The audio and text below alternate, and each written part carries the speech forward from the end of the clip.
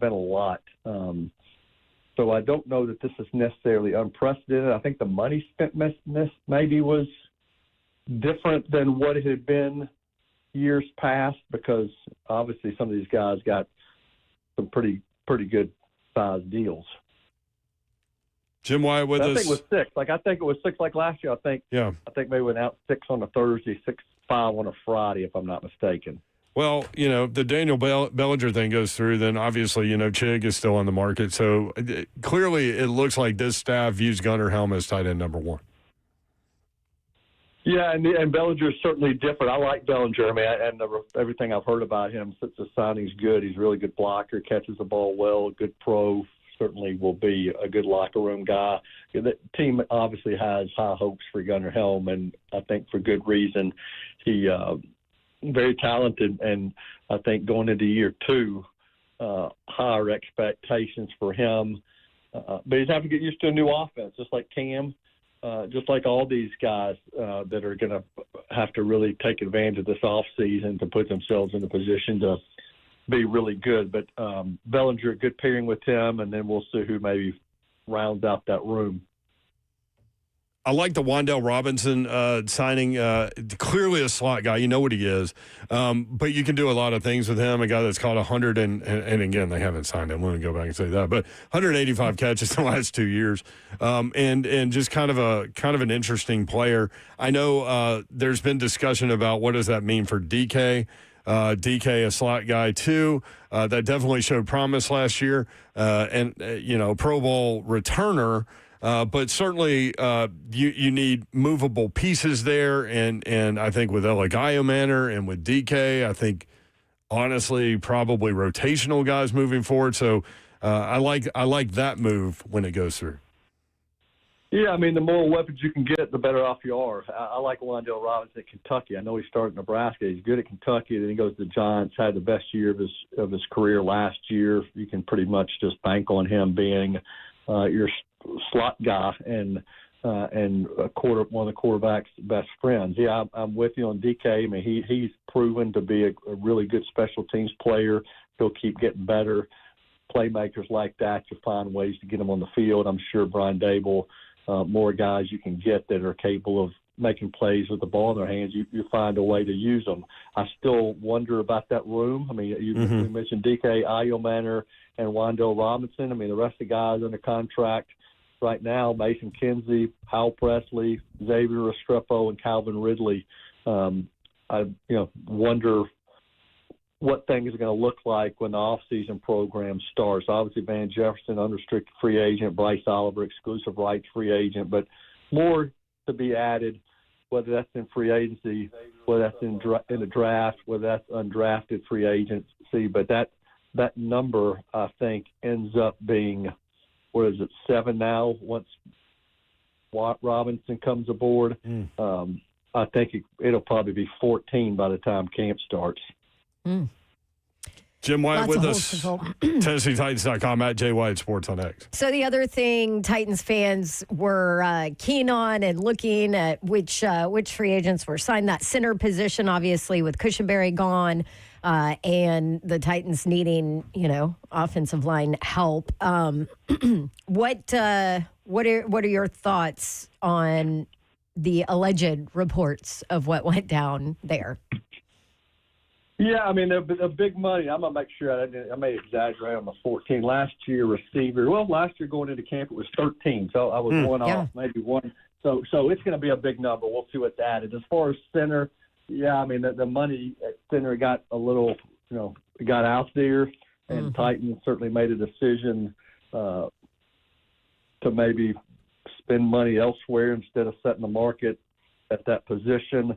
Both the linemen that were signed, whether it's Slotman, the center from the Giants, or Cordell Volson, the guard from the Bengals, I don't know that anything is promised to either of those guys. Right. I would think Slotman's in the position to win that job. I fully expect him to have competition at some point, but I think he's got a good chance to win it. And then Volson, he missed all last year coming off a shoulder injury, but before that, he was a regular starter for the Bengals 3 straight years. He started as a rookie played more snaps than anybody on that offensive line that year, held that job at left guard for 3 straight years. So while, again, I don't think you can pencil him in as the starter, he's going to be a contender. I think you look at the contract that was reported, it, again, doesn't guarantee anything. I could see him sign another player or two inside and let them compete and let the best man win. But giving yourself some options there. Jim Wyatt with us on 3HL every Tuesday. When you look at the defensive line and you just start projecting out, again, if it, as it looks right now, going to a 4-3, you've got, a defensive end position with either Jalen Harrell or Femi right now, as they stand right now. But then you add John Franklin Myers, theoretically, Jeff Simmons, of course, and Jermaine Johnson, another defensive end. Pretty good on paper when you look at especially 3 of the 4 and then battle out that 4th spot. Yeah, I agree. And I think, we'll see what happens in Pittsburgh on April the 23rd. But I think if you're sitting here today and looking at where the team could go, there's some impactful edge rushers there. And if you get one of those guys, boy, that line looks pretty formidable right out of the gate. But no guarantee they're going there with that pick. Right.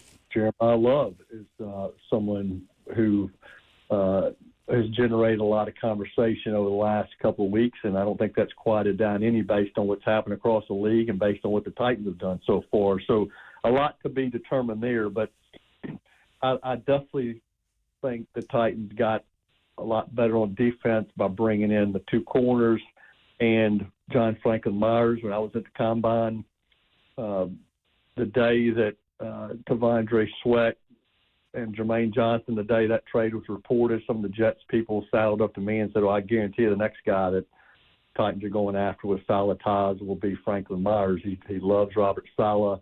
Saleh loves him.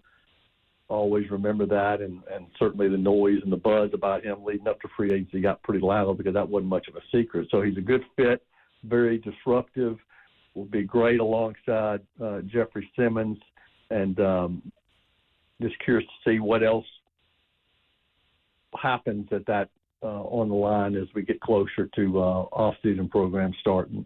With what has been reported that the Titans have done in free agency, what does that tell us about them when it comes to the draft? Well, I still think change? Everything. Yeah, I mean, I still think everything kind of. I still think edge is in play. Again, I mentioned Love. I still think you got to consider somebody like that. Like, I've seen in these mock drafts. I will say I did this mock draft roundup this week, and there were 9 different players. Early on, it was like 3. All the edge rushers. Oh, now wow. it's 9, and there were a couple of people that had them taking a corner early. I think I'd be surprised at that. Based on what's happened so far, the Titans have signed a couple of starters and another guy who will compete, and they've got a guy in Marcus Harris who I think showed some pretty good signs of the slot defender last year. So, but I think edge is still in play. I think again, Love is in play. I think a lot of guys are in play, and then you can't ever rule out moving back, and then that opens up other positions as well. I mean, the exact picks came out today as a result of the compensatory picks, and so the Titans have got 4, 35, 66, 101. I mean, 4 picks pretty much in the top 101, and then a couple of 5s, a couple of 6s, and a 7. I mean, you can address a lot of needs through the draft, but in what order, I still think everything's fair game at positions of need. On the way out, would you be surprised if they took another couple big swings with some of the guys that are still left? I don't know. I know some really good players are left, and some of those players are looking for big money. I think I'd be surprised if they got in on deals that rival some of the ones they did early yesterday, but I don't think this team is done adding players. There's always like a first wave that happens, and it happened on the first day of free agency. But I do think there's a lot of other players that the team's having conversations with, some of their own, some that are outside the building, and a lot of times it just depends on the player you're interested in having the realization that maybe what they intended or what they had thought they might get at the start of free agency, maybe it's not going to be what realistically they're going to get. So you start seeing teams find chairs before they're filled by somebody else. So there's a lot of things in play, but long way to answer that question. I think the team is not done. I don't know that I'd expect maybe a mammoth deal. Love it. Great job talking around all of this. And maybe next week we can talk in detail about some of these guys and the additions and all that. Great job. Can't wait to see the content when everything gets done officially. TennesseeTitans.com. Thank you, Jimmy. Appreciate you, man. Okay, appreciate you. Have a good week. Thank you. All right. Thanks, There's Jimmy. Jim Wyatt at Jay Wyatt Sports. When we come back, some of the guys that are still left, we've got a little list for you. That's next. 3HL 104.5 The Zone.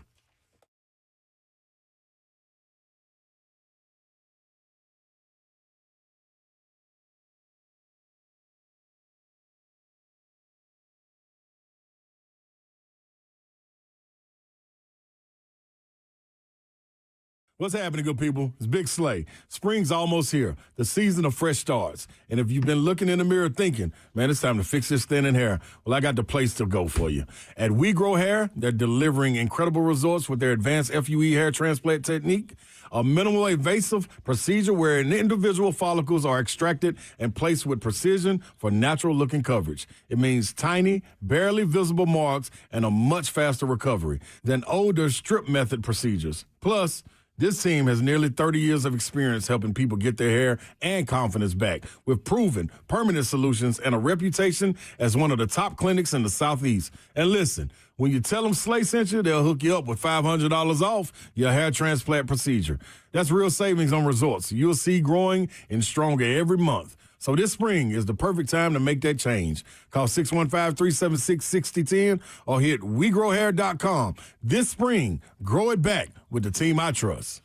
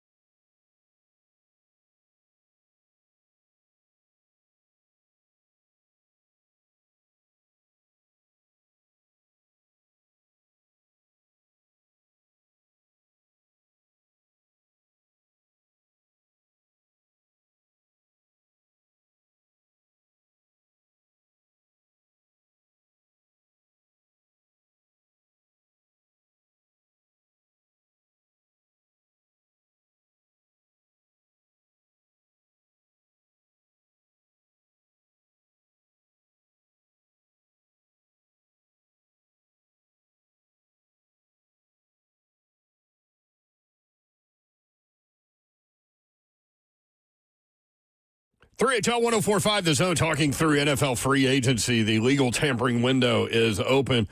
All of this can become official tomorrow as we go on the air at 3 o'clock. By the way, we will be broadcasting live from the SEC tournament. If you're over there, come by and see us. We will be at the Barrel House tomorrow, Thursday, and Friday. And we'll be on the air when Tennessee is not playing. So Thursday, we'll probably have 5 to 6-ish.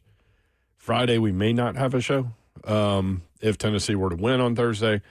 We'll see how that all plays itself out. Coming up tomorrow, Rhett Bryan, Todd Furman, Chris Lowe, Ramon Foster. Coming up today at 4:20, you're going to want this. Greg Cosell. We'll get a film check on all of the new Titans. What did he say to you in our text? I have a lot to say. That's all he said. That's all he said. I have a lot to say. I can't wait. I cannot either. All right, top remaining free agents from Ari Maryov. Romeo Dobbs is gone, so he is off the board. He signed with the Patriots. So Trey Hendrickson is still out there. He's listed as the number 2 overall free agent going into free agency by CBS Sports behind Tyler Linderbaum. By the way, I've seen a couple of y'all say they should have gone after Tyler Linderbaum. I don't know what they're doing. $27 million for a center. That's a lot. Listen, I get it. I understand where you're coming from. If you go there, that's a lot of money for a center. Anyway, that's my opinion. And the beautiful thing about all of this is, somebody said earlier, like, I thought this was a place we'd come to vent. Of course you can, but there's going to be differing opinions. I mean, that's why. If we all agreed on everything, it'd be a boring world. Yes, it would. All right, Trey Hendrickson, still out there. Devin Lloyd, linebacker. Wait, hold on. Are we just going to say that and move on? I don't want him. Okay. So I'm good. I'm good. Okay. I'm good on him. No, thank you. The reporting around Trey Hendrickson is he wants what Jalen Phillips or Danielle Hunter got. So Jalen Phillips got $30 million a year, $120 million total for 4 years. Danielle Hunter got that 1 year, $40 million extension. He wants somewhere in that ballpark.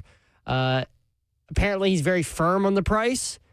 Teams don't want to pay that. I saw a report. How old is he? 31 years old. Yeah. He's coming 31. off an IR stint last year where he got hip/pelvic surgery in December. Only played 7 games. He played in 7 games, and he wants more than $100 million. I'm fine. Like, somebody will do it, and I'm sure he'll be a great player, and he'll give you however many sacks you want. I don't know if somebody's going to do it. They haven't done it yet. He had 4 sacks in 7 games. The 2 previous seasons, and this is what he's banking on and why he wants the money, is 17.5 and 17.5. So 31 years old, 31 coming off and a hip injured. surgery. Yeah, hip surgery. I saw Pelvic, the whatever it is, whatever. It's something in that area. His pelvis is not thrusting anymore. Correct. the report was teams that are interested in him are about $10 million away from what he wants. That makes more sense. Maybe somebody meets him in the middle. Maybe. I don't want it to be the Titans. Like we said earlier, this is free agency. People overpay. That's what you have to do. So if you want him, go get him. Devin Lloyd, linebacker. Cornerback Tariq Woolen. Offensive tackle Rasheed Walker. Tight end Chiga Okonkwo, 5th on this list. Safety Kevin Byard. Oh, Byard. Oh, I would be interested to bring him back. I would like Could it. you imagine Here's that? the problem. Titans fans would lose their minds. Here's the problem. You really can't cut Amani Hooker. You can next offseason. And I know he didn't play up to his normal game last year. Not. He also did not have a whole lot surrounding him. It makes sense on the football side of things because Kevin Winston Jr. is going to be a stud. True, but he does have health questions.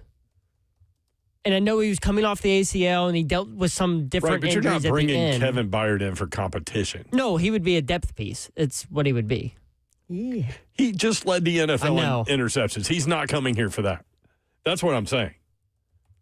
If this were next year, then yeah, you could move on from Amani Hooker, bring Kevin Byard in with Kevin Winston. That would work well. 2 Kevs. Didn't Amani just get that extension last offseason? Or no, it was during the season, wasn't it? No, it was. No. Because I just looked it up. and he has an out next offseason. His dead cap number goes from 17 to 6. Yeah, September 6, 2025, signed a 3-year, $48.6 million extension. I understand. Yeah. But his dead cap number this year is $17.7 million. They're not moving on from him. Next year, it's 5.7. Oh, no, that's what I'm saying. This is why you're both right. No, I'm saying this is You why are that, both correct. That No, number. I know he's Yeah, right. I didn't say he was wrong. I know he's right. But the point is, you're not moving on from him right now. So I get the Kevin Byard You are love. not moving on from him. No. God, that'd be fun to have him back, though. I know. The mayor of Murfreesboro. Maybe he goes plays somewhere else one year and then comes back next year. What is Come his, retire a Titan. What's his number? Byard. Oh, that's a good question. Let's I mean, see. Spo- Let's see what Spotrack his has on him. Spotrack projected. Continue talking while I search this. Oh, sorry. You're not faster than that, Zeph? by the way, what happened with the stream earlier? It ain't never happening. So When? Last night? No, today when people couldn't like log in or whatever or couldn't see it. I don't know. Restream. I restarted the YouTube stream like 3 times. I was trying to fix it. Zeph did leave our feed on last night I overnight. did that. I did. So if you needed a little 3HL logo nightlight, you had it. Someone cut it off after like 6 hours, though. I was kind of disappointed. I wanted to wake up and see. Who that's did? probably why somebody said in the chat. That's probably why we're having issues with our Zach, feed today. No, that's Zach trying to get people. Oh, was on that my Zach things. Lyons? Yeah. That Yeah, makes it don't listen- even better. I don't didn't listen to even him. see who put it. Some other guys that are available. Cornerback Nashawn Wright. Defensive you not end have it yet? K. Levon Chason. I'm going to keep going until he does. Offensive guard Elijah Vera Tucker. Offensive guard Chris Paul. By now. Quarterback Kyler Murray. Where is he going to land? Ugh. And also, who cares? I mean, I don't know.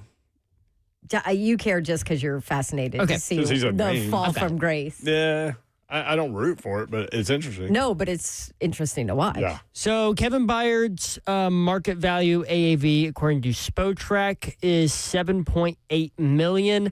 Based on the signings that have happened and like how they compare to what their market values were, they've been a little low this offseason. So you could probably guess around maybe 9 to 10.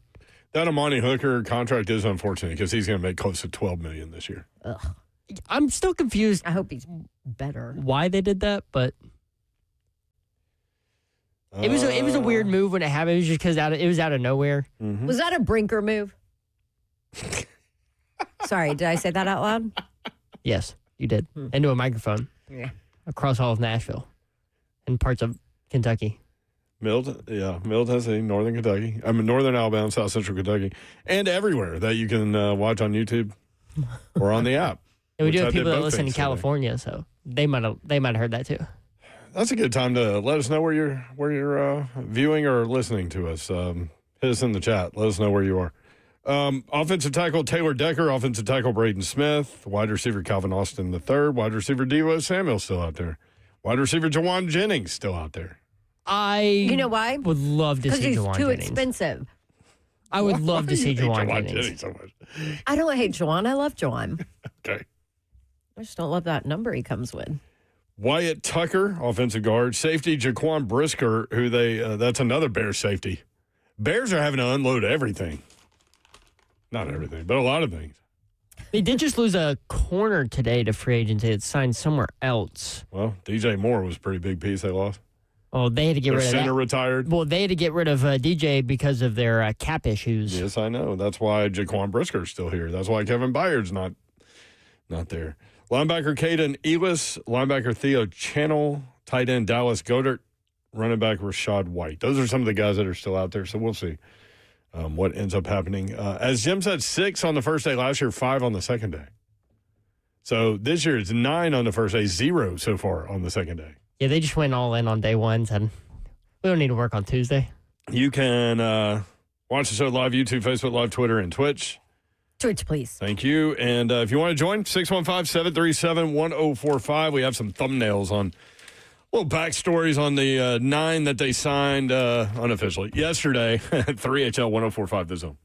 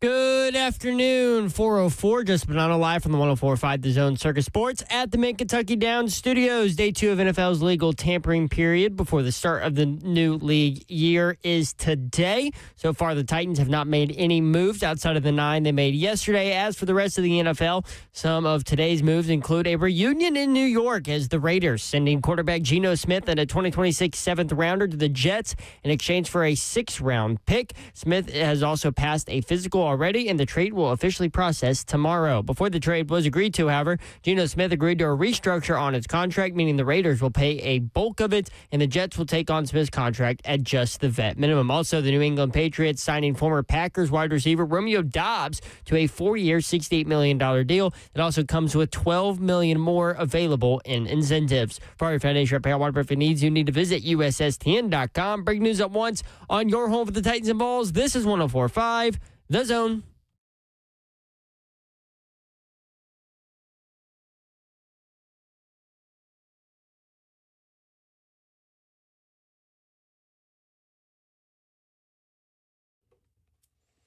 HL 104.5 The Zone Tuesday edition.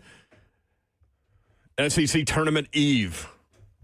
Everything going down at Bridgestone Arena. I was walking downtown yesterday after the show and saw team buses. Ole Miss bus passed me. Ah. Fans with all their gear on starting to walk around downtown Nashville. It's a different vibe downtown. I know. I love it. And, the Woo girls don't really know what to do with it because they are very unaware that the SEC tournament exists and why is it here. Just like the in like the town. the NFL draft back in the day. Yeah. Like, You think they're complaining about it? oh, yeah, because hey, man, their little Woo girl trip to Nashville is about them, nobody else. Hey, maybe go watch some really good basketball. They're not doing that. That's a great activity for a trip. Zeph, do you know how these Woo girl things work and bachelorette parties? No, I've never been on one of those. But you're aware that I know, I'm aware of them. Yes. These like drunk, like mid-20s girls are not into like, hey, let's stop all of this and go into a basketball arena and watch a bunch of teams we have nothing to do with. Well, it's actually a hockey arena. Okay, well, where are they playing in there, Zeph? Still a hockey arena. Zeph, The hockey team is out of town. Zeph, what are you doing?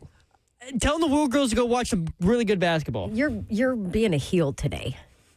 Being a heel? Yesterday, I told her Do you during know the break. what that means? No, I don't. You're being a jerk. Oh, well. I know what turning heel means in WWE. Yes, so a heel, that's what that is. what- Like you I've either never have the heard hero guy or the heel guy. I've never heard it said like that. You're turning heel.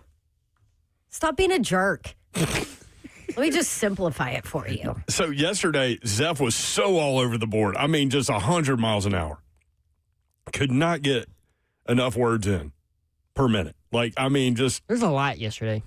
so he was so excited about all of these stories coming down like every 5 seconds. Like, that's Zeph's wheelhouse, man. Zeph's like, give me a day where there's so many stories that everything is like piquing my attention every 5 seconds. My phone was dead before noon. Had to plug it up.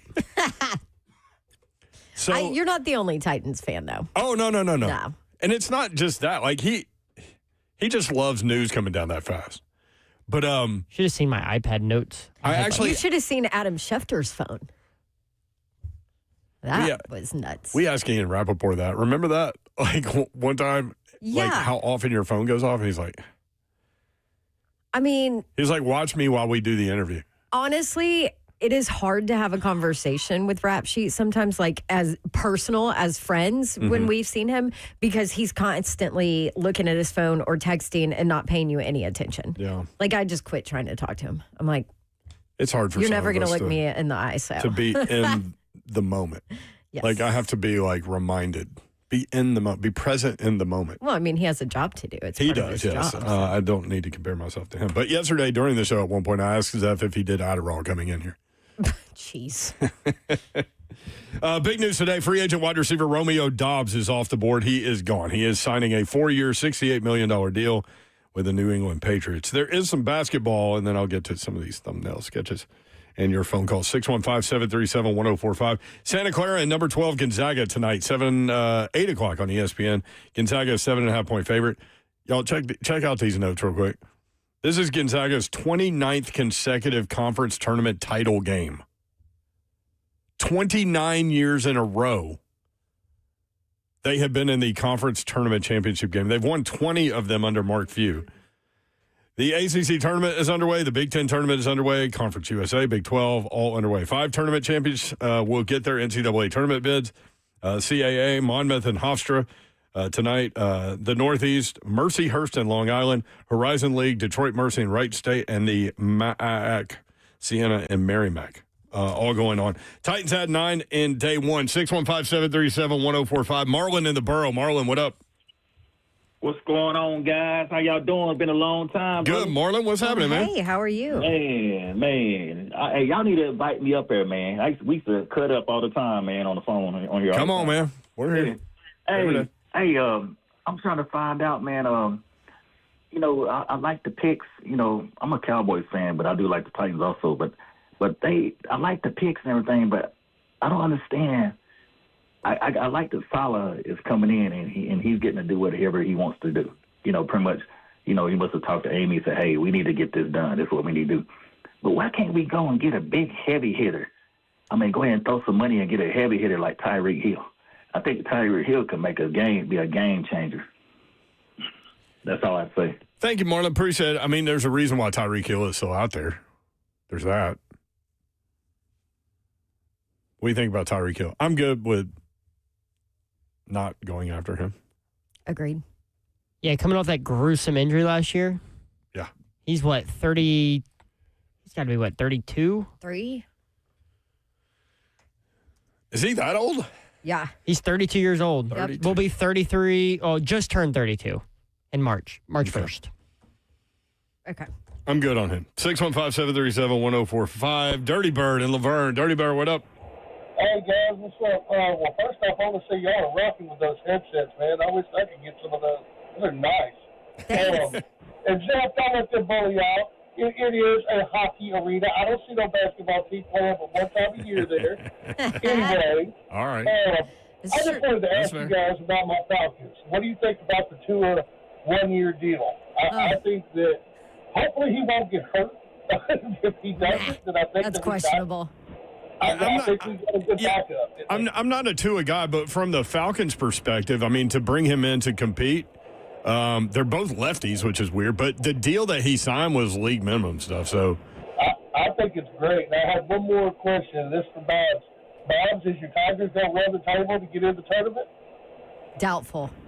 You guys have a wonderful day. Thank you. Thank you. I couldn't even hear what he said there. Are your Tigers going to run the table to get into the tournament? Talking about my Auburn Tigers, Stephen Pearl. No, Well, because they're an absolute Shiano show here at the end of the season. What would they're they on have the to bubble. Do? What would they have to do? They are currently the last team in. I know. And IU, which is my husband's alma mater, is currently the first team out. So this is a great conversation that we have because I can't even defend my Auburn Tigers that they should be in with what they've done in the last month, right? So now, for them, obviously, the Florida win and some of their non-conference looks great, but that was a long time ago. They might need 2 wins to get in with everything that's going to happen in conference tournaments. Yeah. So was it Mississippi State? Mississippi State on Wednesday, tomorrow at 2 o'clock, and then Tennessee. Sorry, on Don. Thursday at 2 o'clock. Yeah, I'm sure that'll go But well. to his point, to run the table, this is what they would have to do to win the SEC tournament, okay? Oh, here we go. Mississippi State win, beat Tennessee, beat Vanderbilt, then beat Florida probably, and then beat Alabama or Arkansas likely. I mean, Yeah. tougher things have been done, I guess. That ain't happening. Have you watched them play lately? Yes, I have. Anybody? I have. Yeah. No, I don't make it a point to watch Auburn basketball. They're not good, Don. Zeph. He tried to bring up college baseball yesterday. Oh, I'm like, stop. I'm Do like, you know what day not it on the is? show. It was not on the show. I said, do you know how far down the list that is for me right now? Hey, SEC games start this weekekend. Okay, awesome. I haven't even mentioned Tennessee baseball in like a month. What I know, about I'm Tennessee so proud. softball? No, don't yes, wanna you throw- have. Stop. A month is a little exaggerated. Yeah, a month is pushing it. Well, they lost and they to Wright just State the started other a day. month ago. So, you want to throw in Tennessee softball while we're at it? Yeah, they're number 1 in the country. What's their record? Undefeated. What's their record? This is something you should know and not me. 17-0? 23-0. Woo! Wow.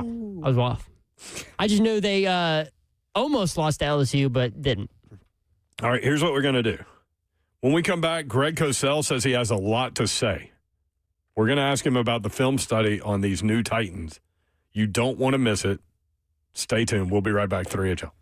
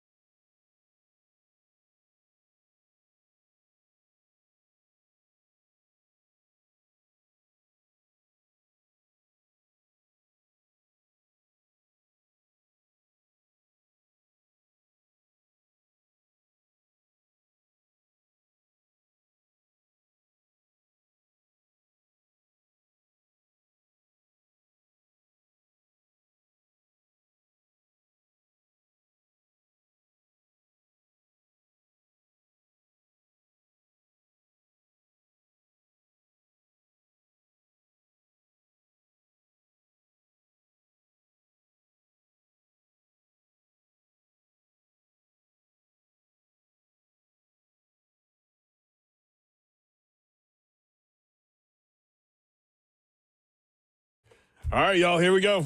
Greg Cosell joins us now. NFL Films, NFL Matchup. Brent Doherty, Don Davenport, 3HL. Greg, what's up? How are you? Brent, Don, what's happening? Busy couple of days, huh? I'm so excited to talk to you today, Cosell. All right. Well, I got a few thoughts here and there. I've got my pointless point of view on all this. I love it. Titans obviously add 9 players on day one of the NFL free agency legal tampering window. These deals are not official until free agency actually begins, which is tomorrow at 3 o'clock. So let's go down the list and tell us what you know, and we'll start from there. Cosell, and we'll start with the quarterback. Mitch Trubisky, 2 years, $10.5 million, replaces Brandon Allen as QB2. Certainly signifies the end of Will Levis in Tennessee. In his last game, granted, It was against the Jets, but 22 of 29, 259, 4 touchdowns, no interceptions. 10 years in the league, number 2 overall pick. What do you think about Trubisky as a backup quarterback? I think he's fine as a backup. I think the plan would probably be that he doesn't have to take any snaps unless it's in the victory formation after a big win. So, but he's a veteran. It's funny. He was drafted, as people may remember, ahead of both Deshaun Watson and Patrick Mahomes. He was in that draft. Oh, that's he was the second. He was, I believe, the second pick in the draft. He was right behind Myles Garrett. Right, and there was a trade made so that the Bears could move up. Keep in mind, he did. Matt Nagy was the head coach, and they did get to the playoffs with Mitchell Trubisky as the quarterback when he was with the Bears. So he's a perfectly good backup. That's a good move, because if you need to play him, you can line up and play with Mitchell Trubisky. But obviously, the goal would be that he doesn't have to play. Right, and that's the goal for every backup quarterback. But to bring in a guy with 57 starts, to his credit, he's 31 and 26, 78 touchdowns, 48 interceptions. So, it is what it is. It's backup quarterback, but it's an upgrade from Brandon Allen. No, for sure. And the point is, guys, is you can line up and play with Trubisky. Like you don't have to shelve everything you're doing and think, oh my God, we got to put a backup quarterback in. You can line up and play with him. All right, let's go to the tight end, Daniel Bellinger. A lot of people wondering about him. He's going to be 26 in September. Going into year 5, played his first 4 seasons with the Giants, all with Titans offensive coordinator Brian Daboll. 4th-round pick, 42 starts to his credit, 19 receptions, 286, and 2 touchdowns. I think this signifies certainly that they believe Gunnar Helm is tight end number 1. And Gunnar Helm started down the stretch last year anyway, so they were headed that way regardless of coaching staff. What does Daniel Bellinger give them? Bellinger's a good pickup because Bellinger is a tight end that can line up in line and be a blocker in the run game.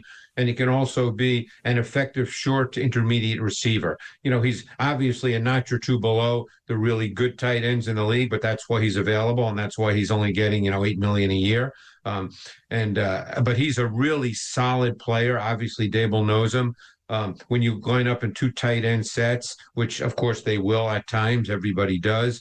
He's just one of those solid players, not spectacular. No one on Monday after a game is going to say, man, did you see what Bellinger did yesterday?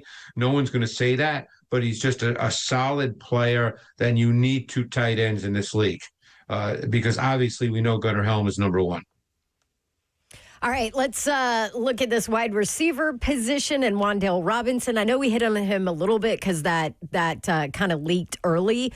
But now that we know it's a thing, where does he fit in? How can he help Cam Ward? Well, he was almost exclusively a slot receiver last year with the Giants. He had the second most slot routes in the league for a wide receiver behind Ladd McConkey.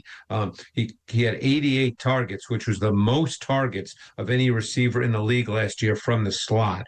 So the assumption is that he is going to be a slot receiver. Now, you can put him in motion. You can run jet sweeps with him. You can do other things with him. But as far as being a receiver, he is a slot receiver. That's what he's been in his career. And certainly last year when I said he had the most targets of any slot receiver in the league. So you know what you're getting with him. There's no mystery, guys, to what Wan'Dale Robinson is, but he's very good at it.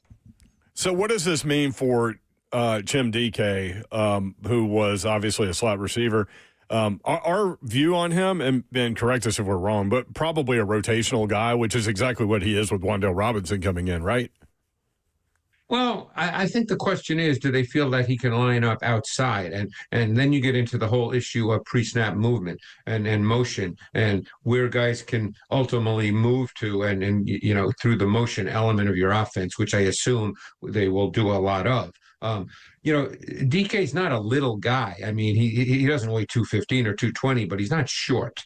So, could he be an outside receiver? It wouldn't surprise me if they think he can line up outside.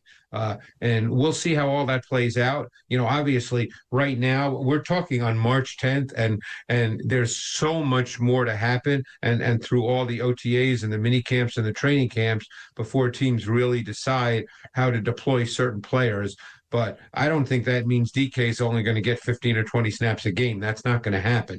So he's going to play, as is Robinson, and we'll see how all that maps out. But I don't think DK is slowly a slot receiver by any means. So you wouldn't be surprised if they tried him on the outside to see what he's got out there. They will try him on the outside, okay. and then they'll see how it goes. That's for sure. All right, let's go. So what do you think about him on the outside then?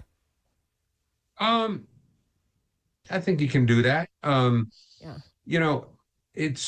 Do I think that he's what we call a boundary X, which, by the way, he did not play last year. Ayu Manor was their boundary X, and he played a ton of snaps at boundary X. So the assumption is that you could have Ayu Manor as the boundary X, then you have Robinson and DK opposite him. And on that side, which is the multiple receiver side opposite the single receiver into the boundary, is you get a lot of pre-snap movement. So I think that's the way they see it right now. And okay. DK could easily line up outside in that kind of 3-by-1 set or 2-by-1 set.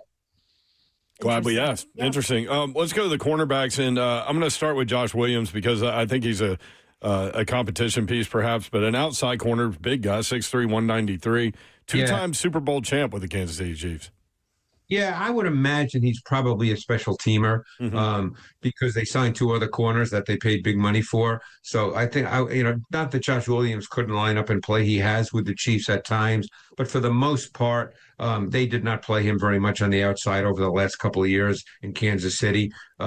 So I would guess that he was signed mostly as if he had to play, okay, but as a special teams player. Greg Cosell with us, NFL Films, NFL Matchup. All right, let's go to Alontae Taylor.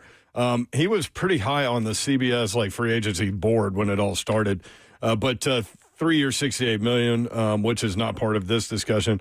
I've talked to some people that are familiar with him. Big physical guy, very athletic, but has played a lot inside, right? But can also play outside. How do you envision them using him? I think he'll be an outside corner. He was one of my favorite signings. I've loved Alontae Taylor since he came out of college.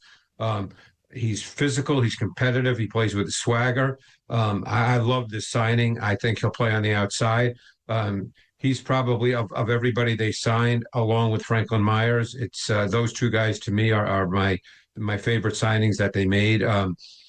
Taylor, I've always liked Alontae Taylor. He had played predominantly in the slot, but he played meaningful snaps on the outside for the Saints, and he is big enough and fast enough to play on the outside. I mean, you guys probably remember him from college, but he was a really good player, and he was one of my favorite corners when he came out in the draft. So I really like this signing. He's an interesting story. He played at quarterback at Coffee County High School, which is about 60 miles from Nashville.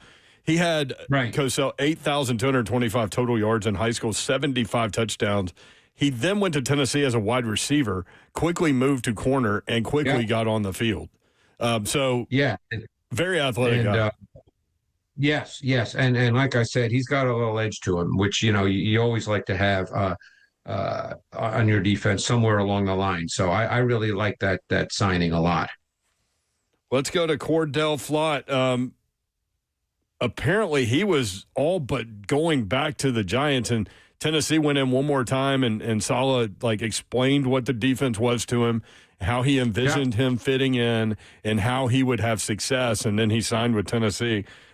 Smaller, well, he's taller than Alontae Taylor, but he weighs 175. Outside guy? He did with the Giants. He's another player.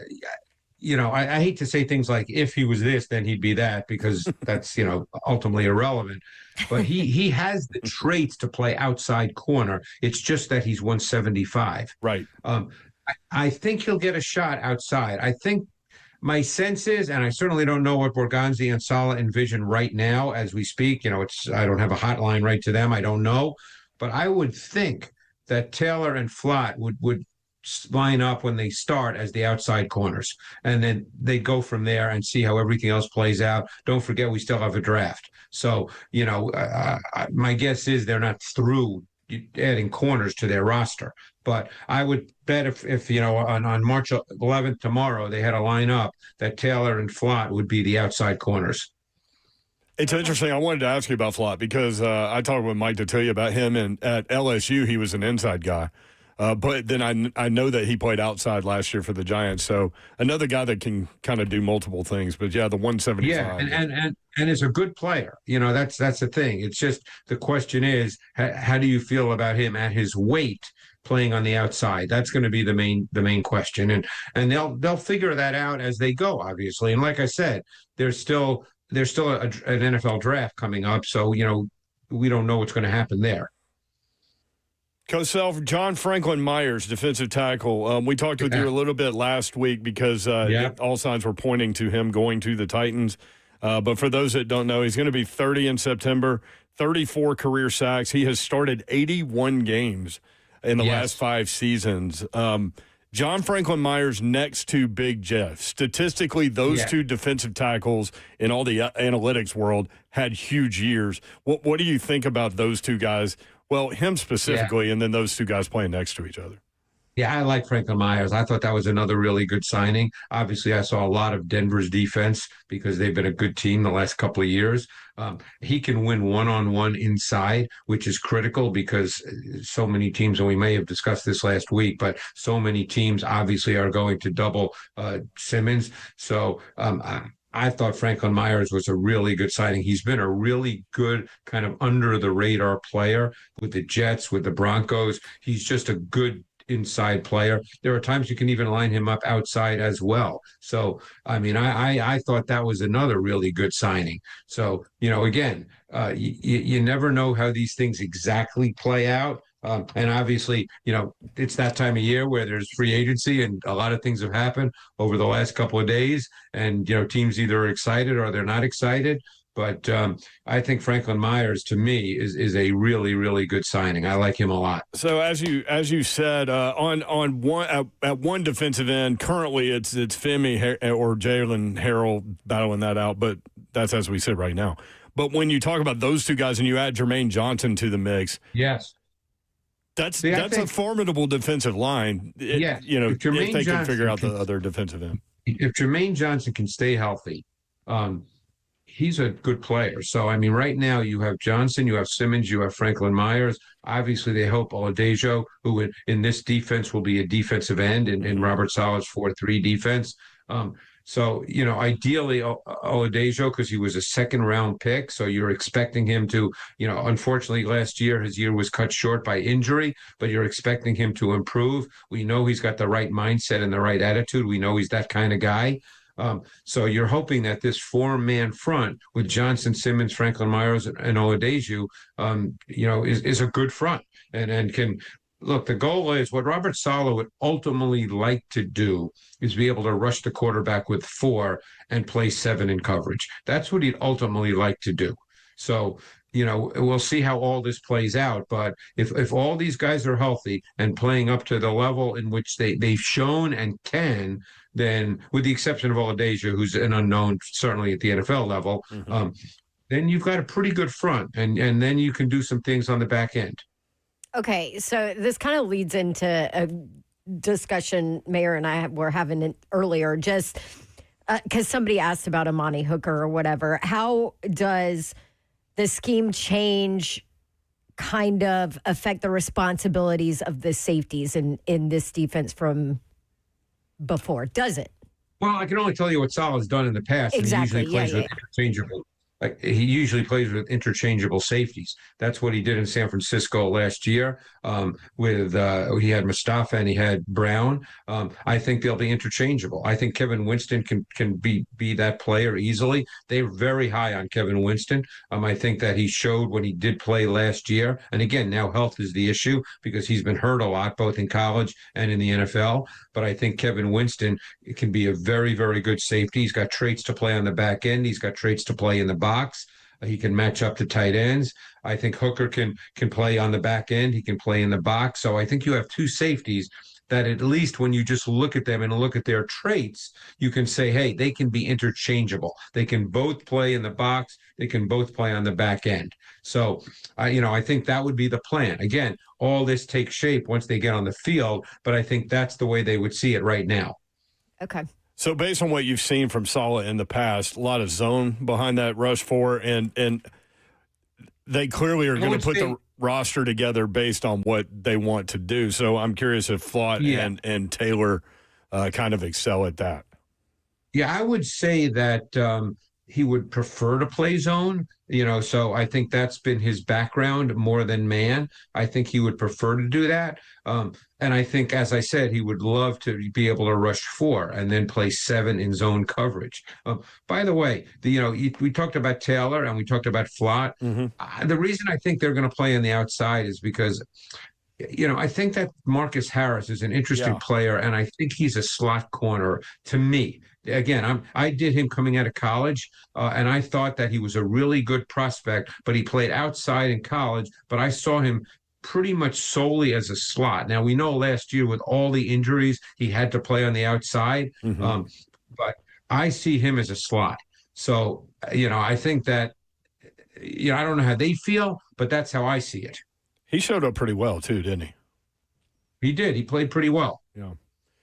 Do you know anything about these offensive linemen, Volson and Schlott? Schlottman's going to compete to be the starting center, but Volson's going to compete for a roster spot. Do you know anything about either one of those guys? I know more about Volson, who, to be honest with you, I wasn't crazy about his tape when he was with the Bengals. Mm-hmm. So, again, I don't think you're not signing him because he played left guard with the Bengals. He's not going to play left guard here, obviously, because Skoronski's here and Skoronski's a good player. So, he's just a piece. He's a guy to have, ideally. You still have him. You have Corey Levin. They're looking for a center, obviously, who can be a quality starting center. So that's why they took Schlottman, who I don't know a lot about him. I know he's been in the league a while, but I haven't studied him, so I don't know.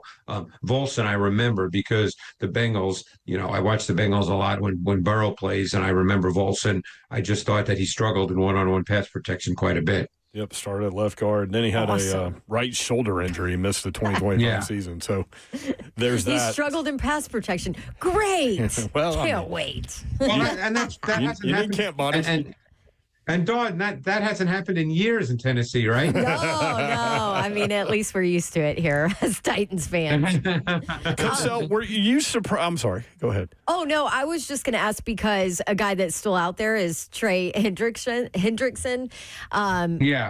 Which I think his price tag's way too high for a 31-year-old, but I'm just curious what the recent, I know he played, 7 games last year? Mm-hmm. What the recent tape shows on him.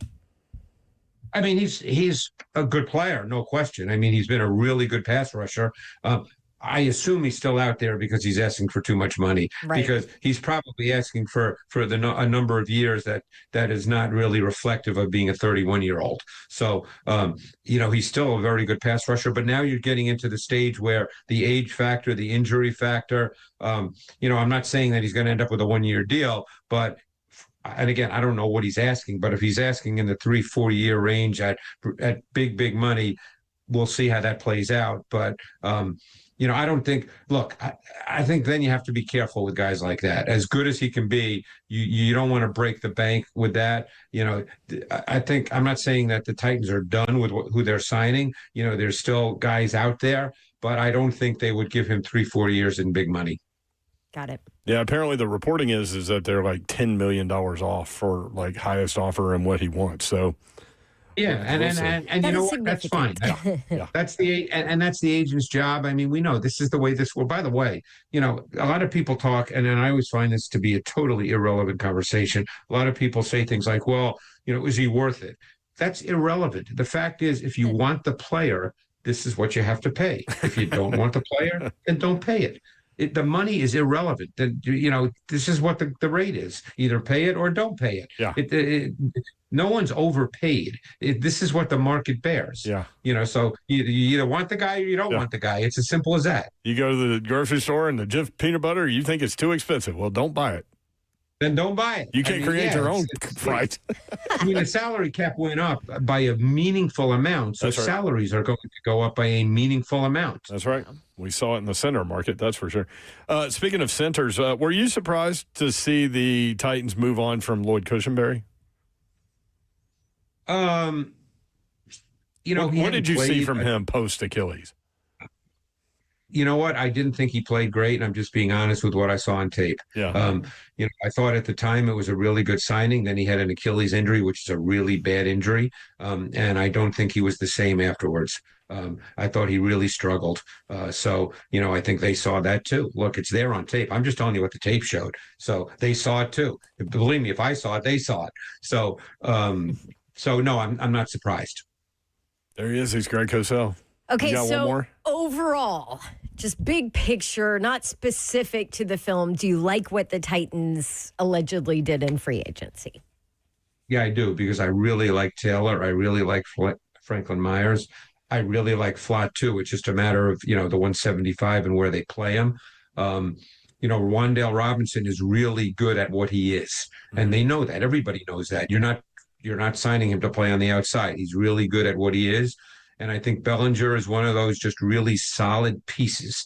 He's, like I said, no one's going to be talking about him on a Monday after a game, but he's just a really solid piece. So, and the Trubisky thing is good because you never know. You never know with your starting quarterback. And if something were to happen, you can line up and play with Trubisky. So, just talking on March 10th, knowing what I know based on film study, I think that these are positive things that they did. There he is. He's Greg Cosell every Tuesday every Thursday at 4:20. But thanks for hopping on early because we're going to get knocked out because of basketball on Thursday. I know you got the SEC tournament. I wish I could be there this year, but I couldn't. So I know it's a big weekend in Nashville. It's going to be fun. Thank you, Greg. Appreciate it. Thanks, guys. Appreciate it. At Greg Cosell on X, NFL Films, NFL Matchup. If you joined in midway through or missed some of that, you can get it where you get your podcasts or simply find it on YouTube at the Zone YouTube channel. When we come back, what are some of the national guys saying? Louis Riddick had some things to say about this Titans class, along with Ryan Clark. We'll play that for you next. 3HL 615-737-1045.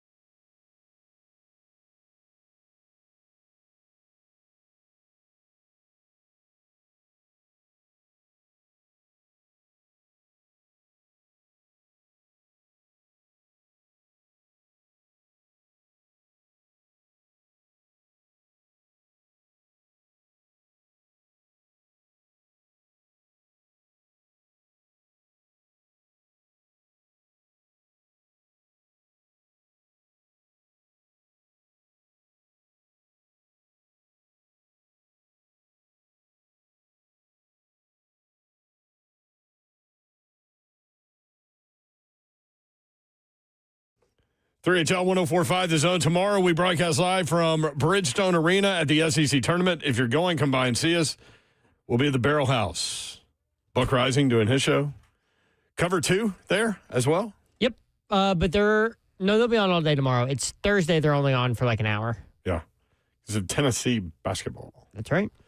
But tomorrow we'll be at the Barrel House. So, come by and see us. Coming up on tomorrow's show, Rhett Bryan will talk Titans football, get his perspective on the free agency moves. Todd Furman, Chris Lowe, Ramon Foster will join us on Wednesday instead of Thursday. Babs mentioned during the break, there was a question in the chat. Did Alontae Taylor and Jawan Jennings play at Tennessee at the same time? They overlapped 2 years, 2018, 2019. Jeremy Pruitt. One thing I didn't realize is Jawan Jennings only overlapped with Robert Saleh for 1 year, and it was this past year. That's right. Solid defensive coordinator.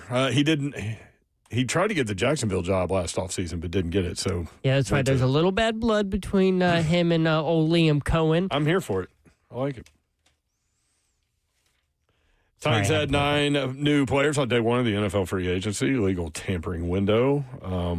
Again, the deals become official tomorrow at 3 o'clock. What about some of the national perspective? On ESPN, we saw this clip, Ryan Clark and Louis Riddick talking about the Titans. Check it.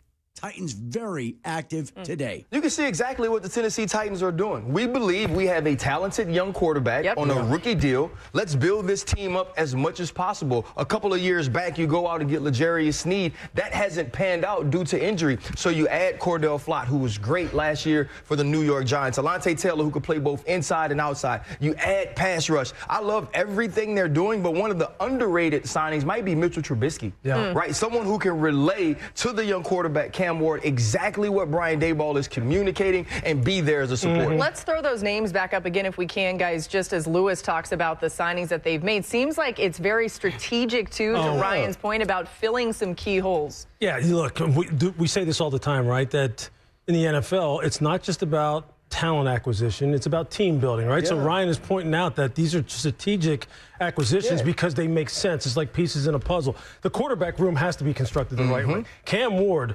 needs a guy who he's going to say, look, you've been through the fire, you've had some starts, you had some ups, you had some downs. That's Mitchell Trubisky's career.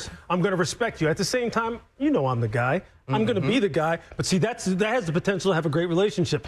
On the defensive side, Robert Saleh obviously has a vision for how he wants to play defense. If you've ever watched Alontae Taylor play, you'll know that's exactly the kind of dude he's talking about. Inside, outside dude that will knock your head off. Yes. I love the marriage to defensive-minded head coach with a young, talented quarterback. It sounds like, oh, don't you want the offensive guy? But a lot of times this ends up working out. Jeremy, you had something to add? Well, the Titans had nearly $100 million in cap space. Like, they had to get busy today. Let's fill some needs, maybe even some second-tier needs where we get them. And then at the draft, we can take the bigger swings that we want to surround Cam Ward with more. I still think they can get an outside receiver. Maybe they go Jeremiah Love in the draft, get a running back. Like, the possibilities are endless. Also, watch linebacker for them as well. They wanted Tremaine Edmonds, who I believe just signed with the New York Giants. That was Jeremy Fowler at the end. They sometimes on TV, mics don't get turned on, but you can still hear him. One thing that's interesting that they brought up was the Mitchell Trubisky piece, and Greg Cosell did too.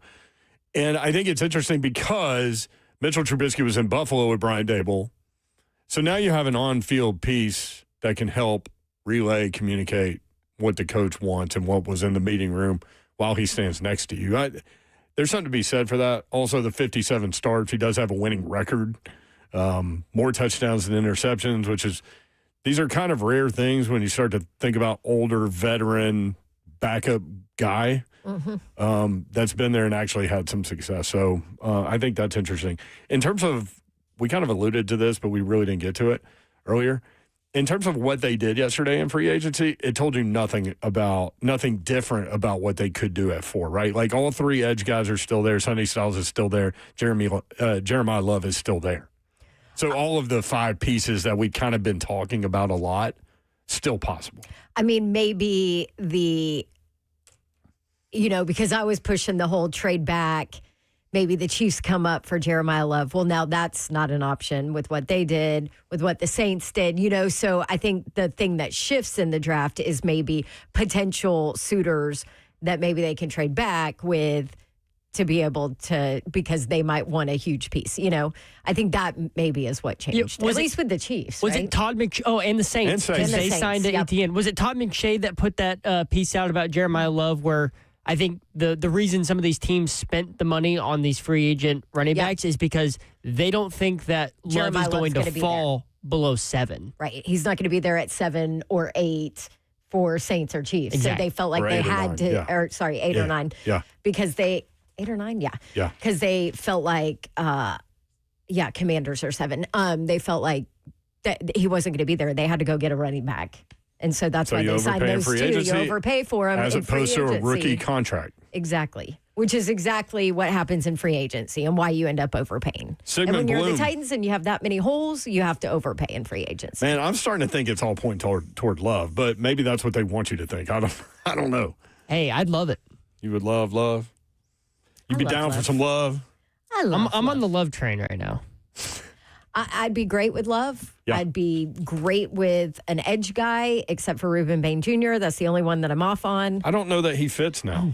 Mm-hmm. Who, Bain? Yeah. Oh, because with of what they've done. Now, let me go ahead and completely take that back. I was going to say. He still would fit. It depends what they think about Femi Oladeju and Jalen Harrell, because that's where you would immediately plug Bain in, is right there. So then you would have Bain, Jermaine Johnson, Big Jeff, and John Franklin Myers. Yeah, that Femi side, in terms of edge, is your question mark, because he showed That's a little. where you're looking to upgrade. Showed a little bit, but then got the injury, and we didn't see him since. Well, plus he was a stand-up edge guy. Yeah, and he was already switching positions. Mm-hmm. Well, that's true. Yeah. This from Sigmund Bloom. Usually you're in a bad spot when you're one of the biggest spenders at the open of free agency, but I like the Titans' plan to get a bunch of players that the coaches are familiar with as tone setters. Most of their signings are in that 24, 25-year-old range as well. And then Mike Herndon, this from Mike Herndon. 2 of the top 5 free agency spenders in 2025 went to the Super Bowl. More 3HL coming up. Brian Baldinger with a breakdown of Wan'Dale Robinson. And that next. And your phone calls if you want in. Give us your opinion on what's going on over there. 615-737-1045.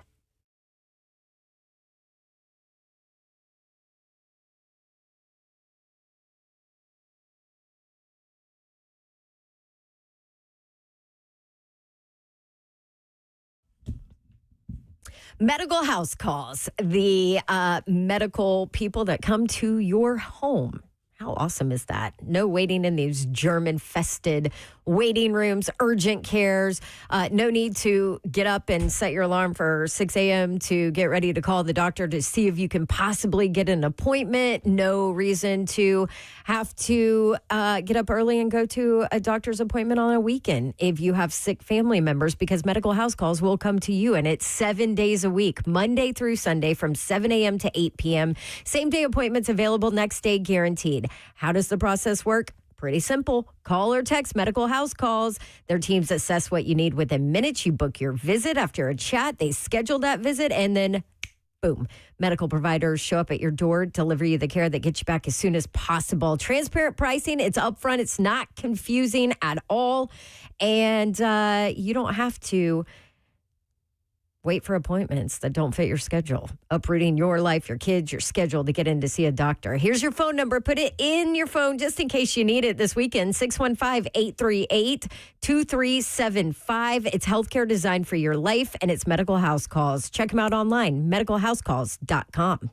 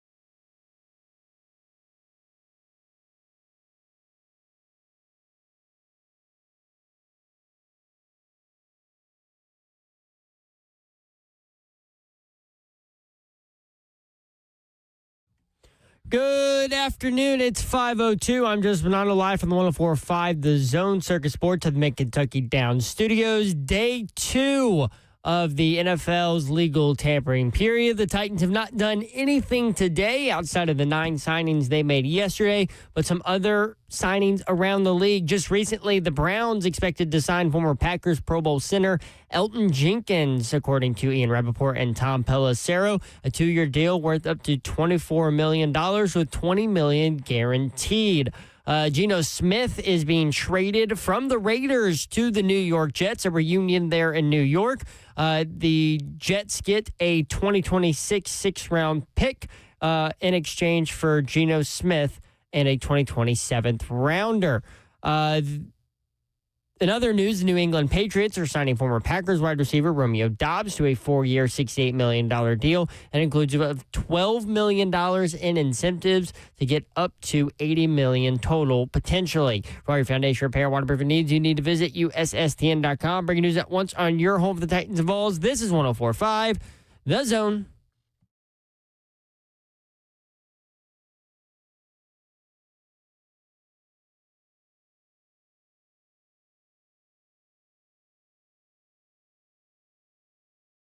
HL 104.5 The Zone. Brent Doherty, Don Davenport with you. Slay Dog is working the SEC Network stuff.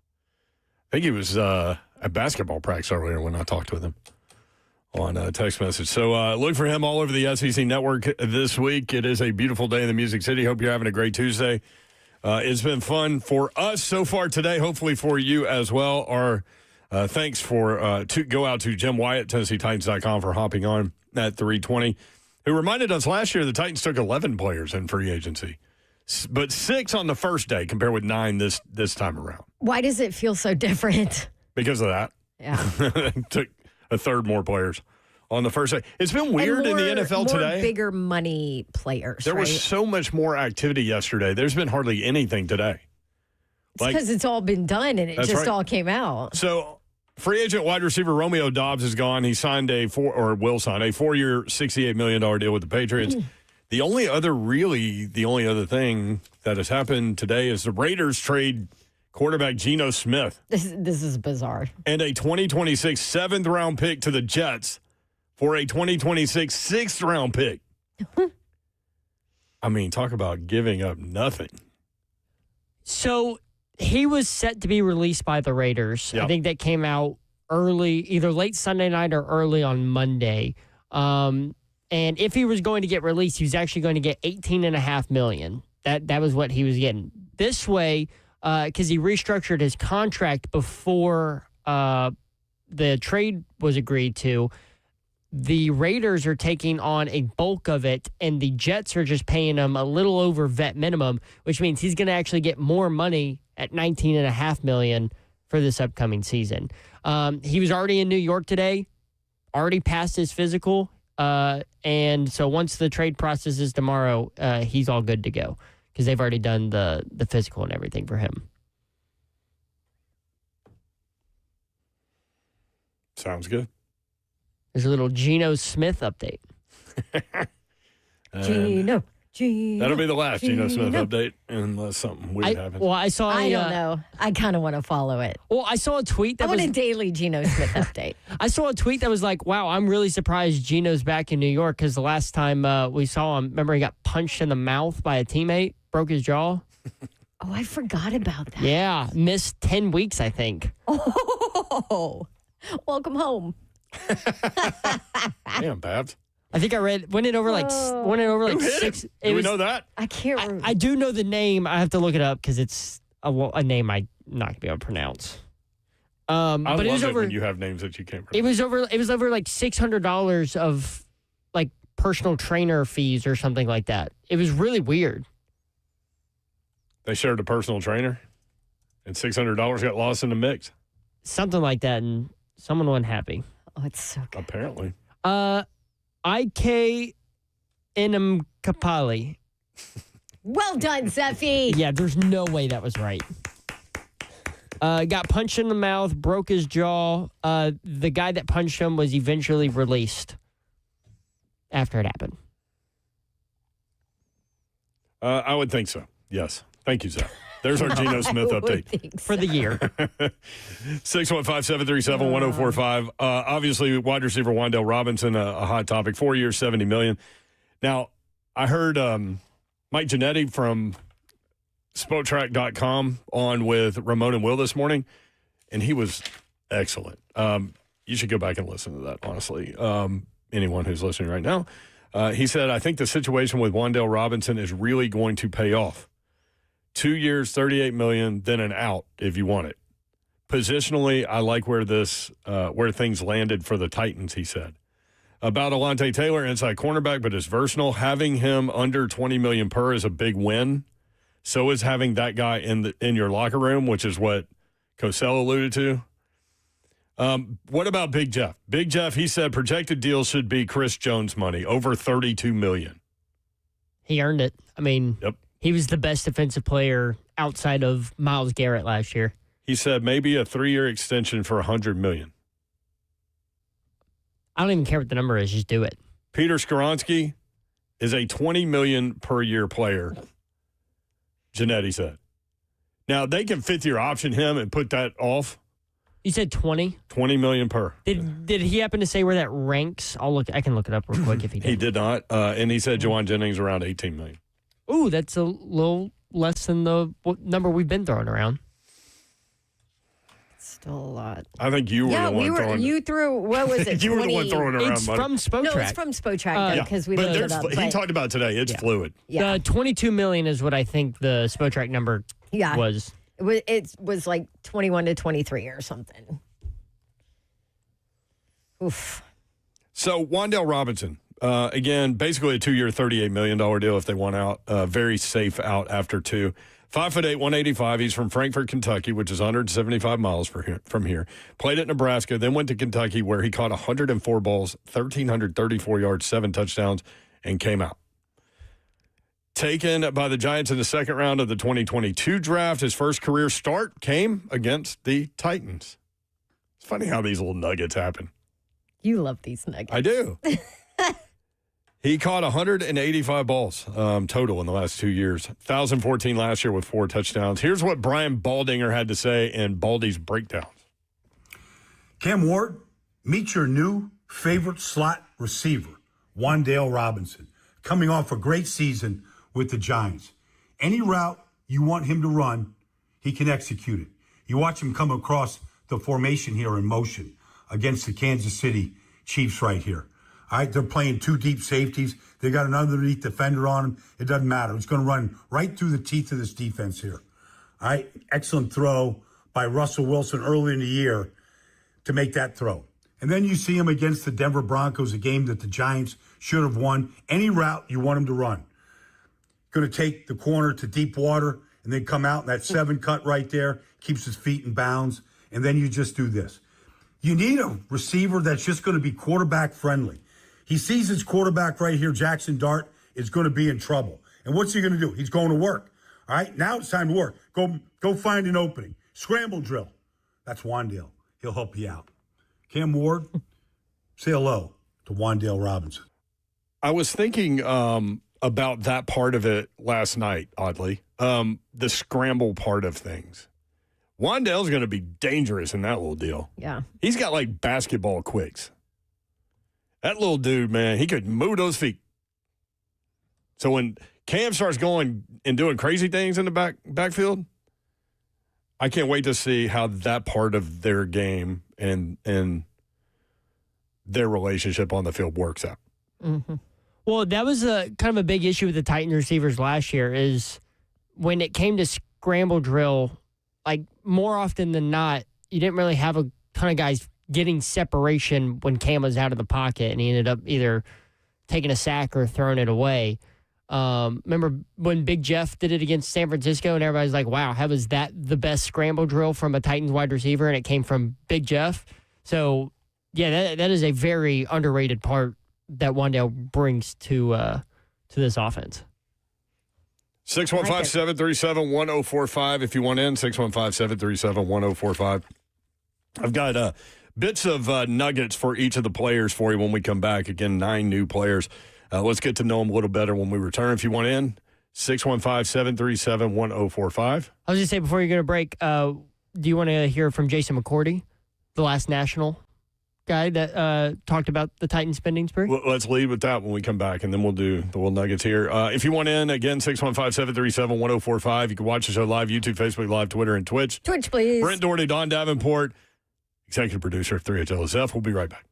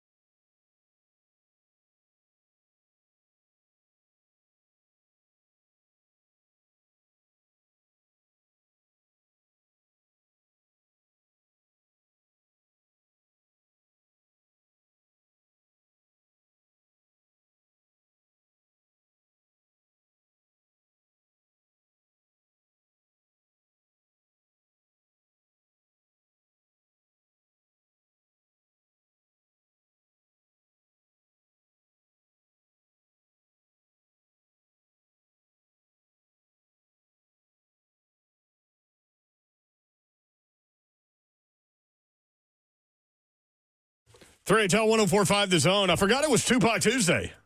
Good job, Zeph. Way to get in there. Get in there and get your hands dirty. This is one of my favorite Tupac songs. Yeah? Yep.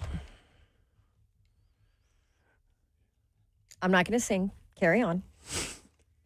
Carry on. She knows me. If I don't talk, then she's going to try to fill the void. Slay, I do this with Slay all the time, and he always does it. There's a part of us doing this job that we do not like dead air. So, like, without even thinking about it, we'll try to, push through. Yeah. I hate dead air. Which is why I get myself in trouble sometimes. How the new headphones working out for you? I love them. Wait, do you have pink on top of them? Right. Oh, no, I just got a pink label with my name.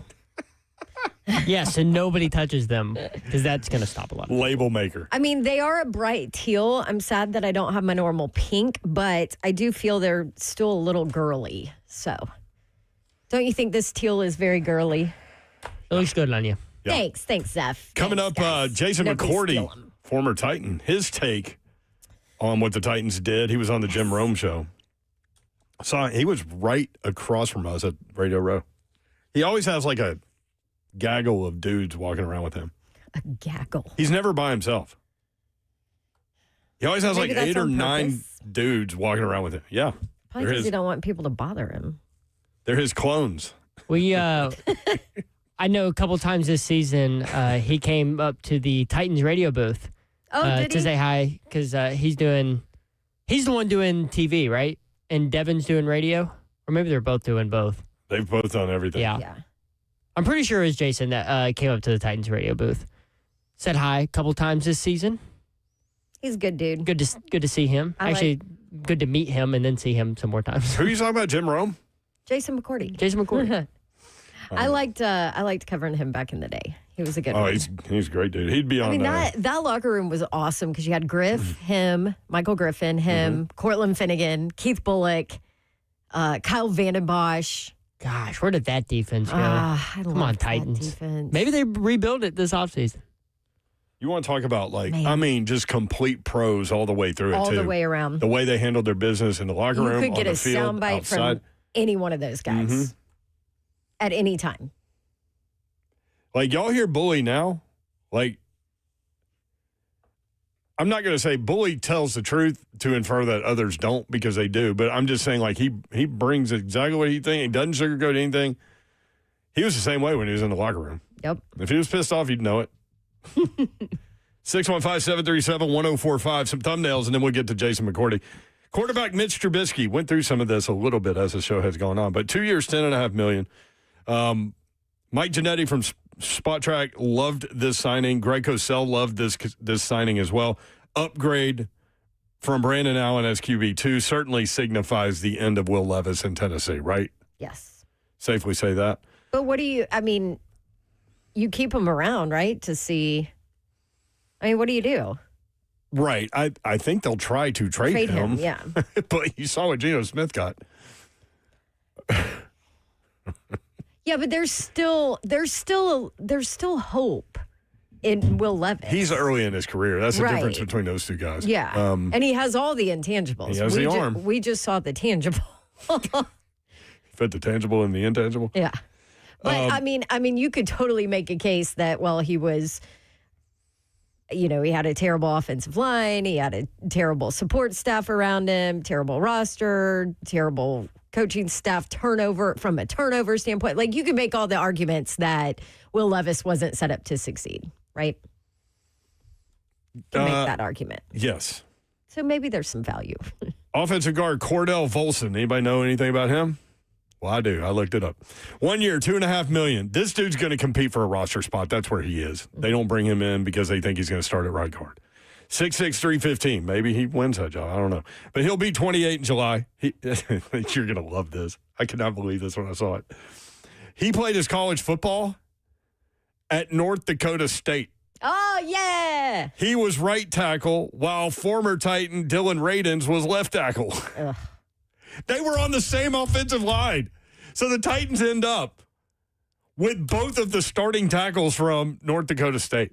Yeah, how'd the other one work out? He's in New Orleans as a backup. and an inside guy. Guess what he wasn't here? Yes. Crap. He was a 4th-round pick of the Bengals in the 2022 NFL Draft. Missed the 2025 season with a right shoulder injury. I tried hard to look up what that injury was and could not find it. Maybe y'all can. Prior to that, he was a starting left guard. He started 48 games in 3 seasons. But primarily a left guard. They don't need a left guard. So we'll see. Center Austin Schlottman, Jim Wyatt said, will compete for the starting center job. 2 years, $9.5 million. He's also 6'6". He's 300 pounds. He'll be 31 in September. Played at TCU. Started 29 games there, 19 at center, 10 at right guard. Schlottman went undrafted in the 2018 NFL Draft and signed with the Broncos as an undrafted free agent. He started games at left guard, right guard, and right tackle for the Broncos. He broke his right fibula in 2022 and has started just 7 games since then. He started 4 games last year. Now, he played in all 17 games last year, so that shows you where he is. He's like that Corey Levin type of guy that can play the guard center position, triangle position. His last 8 starts in the NFL have come at center. That's Schlottman. Tight end Daniel Bellinger. This guy's gotten a lot of discussion from Titans fans, and for good reason with the contract. 3 years, $24 million. So when we were talking about what would it take to sign Chig, what would Chig's value be on the open market, it wasn't much north of that, was it? And this guy is about $8 million, yeah. Yeah, and this guy is certainly a tight end too. It tells you exactly what they think of Gunnar Helm, that he is tight end 1, which he became last year anyway. He played his first 4 seasons with the Giants. He's going into year 5, all with Titans offensive coordinator Brian Dable.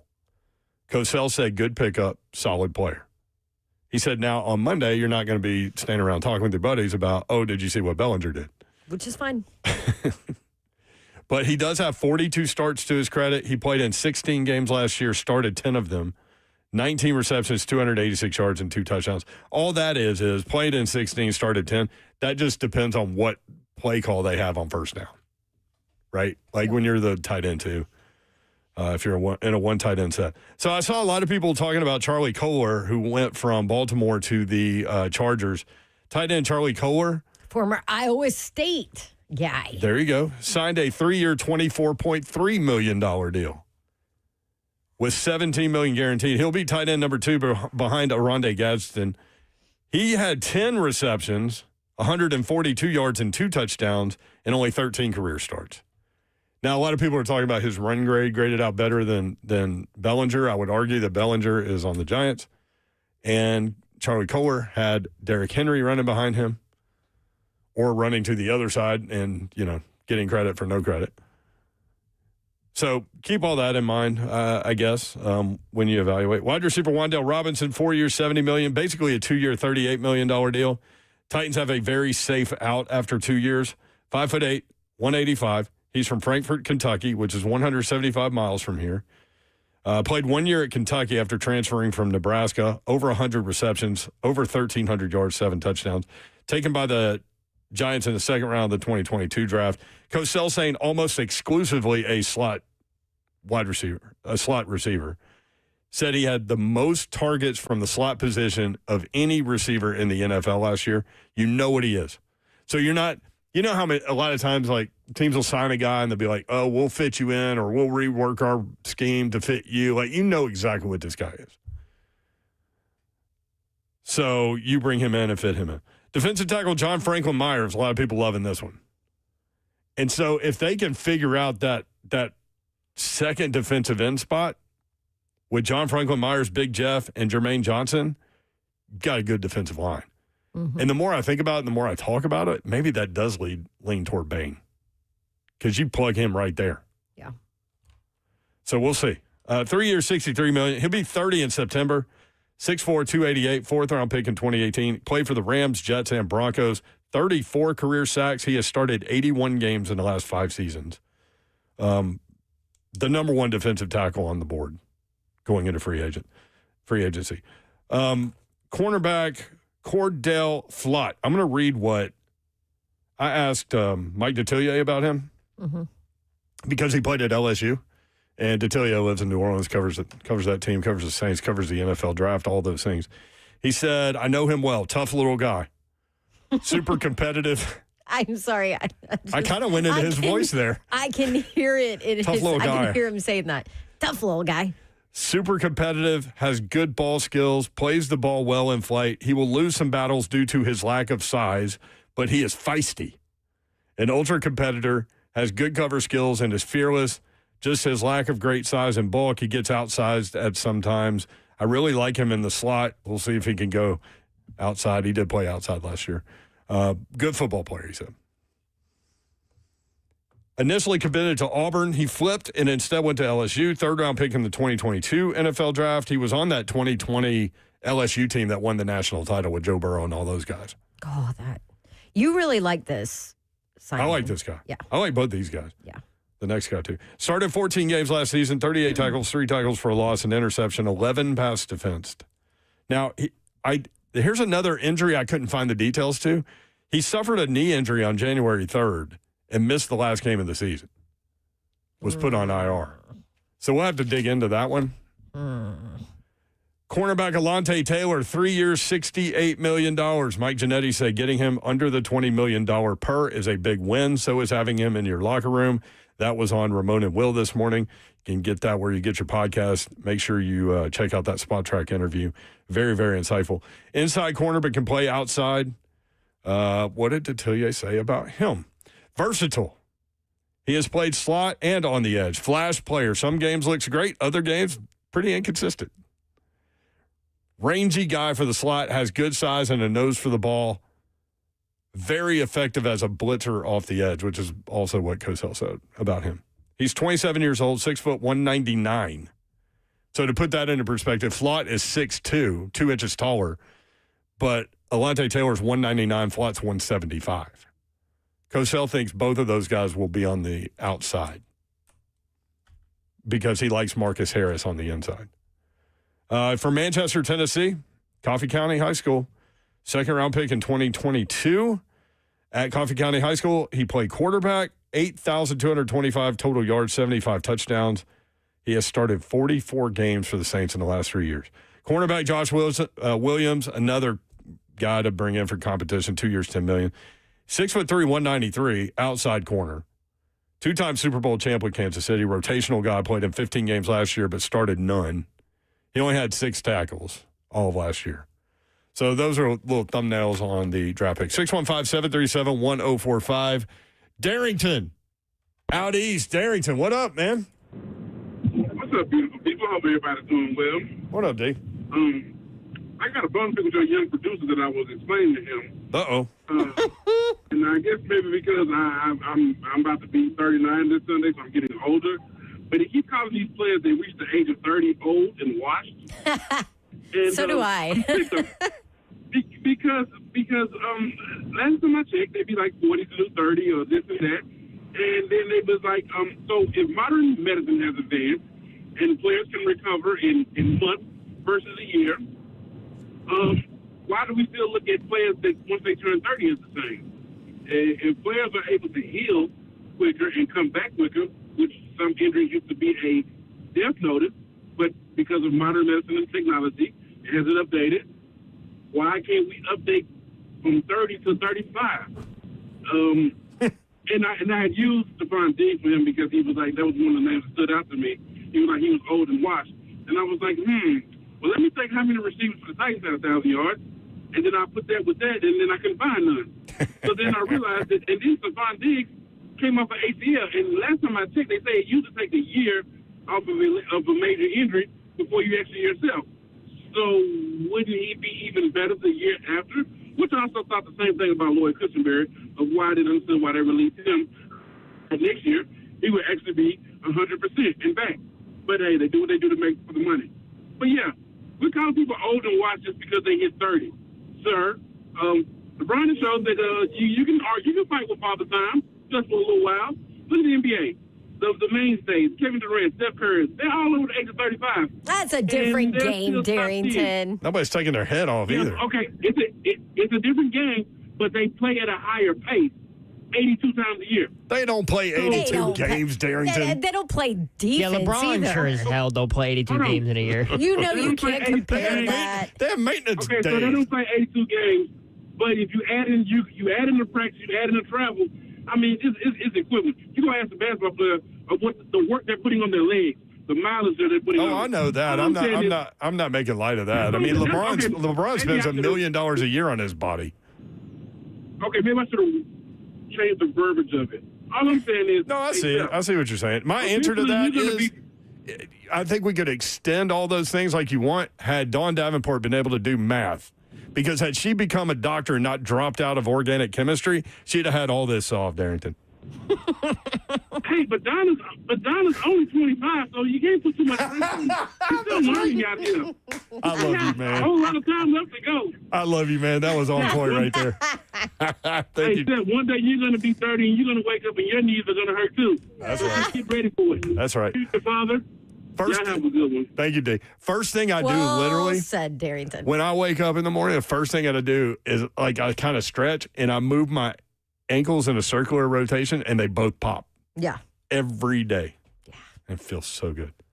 A little bit of NFL news while Darrington was... A top remaining free agent is off the board? That's right. Tariq Woolen, the really large quarterback, corner. Let me reiterate that. Cornerback out of Seattle, signing with the Philadelphia Eagles on a one-year deal worth up to $15 million.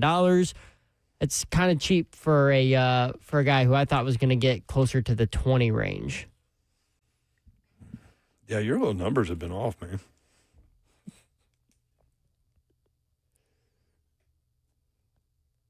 I mean, okay. Do I look like, what was the guy from Spotrac? What's his name? Get your abacus out, man. You look like a mathematician, doesn't he? No, that's why I went into journalism instead of engineering, because I didn't want to do the math. I know. It's like everybody in my family is an engineer. The engineering building at Tennessee is Doherty Engineering Building. I go broadcasting. And here you are. I go broadcasting. My mom went lawyer. So we're the only two. You the black sheep of the family. That is right. JB in Manchester. JB, what up? Hey, how y'all doing? Good, man. How are you? How are you? I just want to talk about the Alontae Taylor signing. I'm from Manchester. I graduated about 6 years before him. Mm-hmm. And, I played football too, had a chance to go to college, but, myself, I messed up and had a kid. So, but when I watch Alontae, because, when you leave high school, you just want to go back to those Friday night lights, just see the field and see all that stuff. But when I saw Alontae play for Coffee County, it was different. It was like those Turkey Bowls days when those grown men just throwing kids around, just trying to prove themselves. Yeah. And we got a dog, and I can't wait to buy that jersey. What are those Coffee County Tullahoma games called? The Coffee Pot. It's serious. Yeah. They do some dumb stuff. Yeah. I was born in Tullahoma, but I didn't live there long, but I've got family members that live there and get there sometimes. Yeah, you got about 10,000 to 15,000 in a stadium, and it's crazy. When it comes to Coffee Pot, you don't know what's happening. Do you have any good Alontae high school stories? Oh, man. Because he played quarterback and he played defense and stuff, but if he hit that edge, they were playing against Oakland and all this stuff. If he hit that edge, you ain't catching him. He's gone. I love it. Yeah, I'm excited about it. It'll be good to see him Thank you again. very much. Yeah, thank you. Appreciate it. 615-737-1045. The Coffee Pot. I didn't know it was called that. I should and didn't. When we come back, highest pressure rates from defensive tackles in 2025. This is some good info. And I do have one thing on the bingo card so far. So we got that. If you want in, we have room for you. 615-737-1045.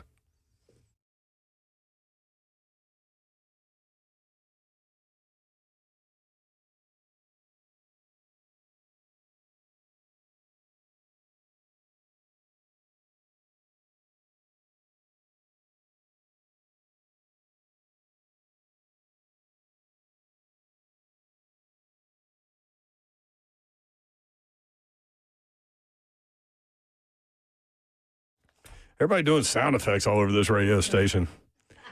We never do crazy things on this show. I love my guys at Brentwood Jewelry. You will too. You have many gifting opportunities throughout the course of the year. The Imamali family at Brentwood Jewelry, they are there to help you. They have an incredible selection of jewelry with anything for which you are looking.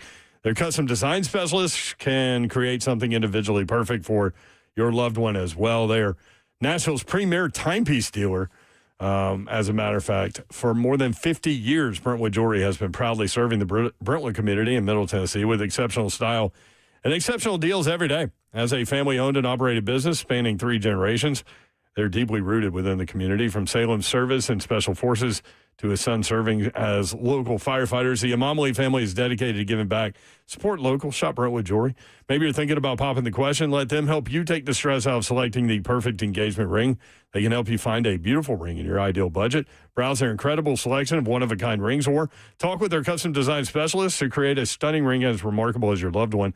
Brentwood Jewelry, 7012 Church Street, in the heart of Brentwood, just off Franklin Road. Exceptional style, exceptional deals every day for more than 50 years. Visit BrentwoodJewelry.com. You need new windows and doors, replacement windows and doors. Pella Windows and Doors is who you need to call. Summer is right around the corner, thank goodness.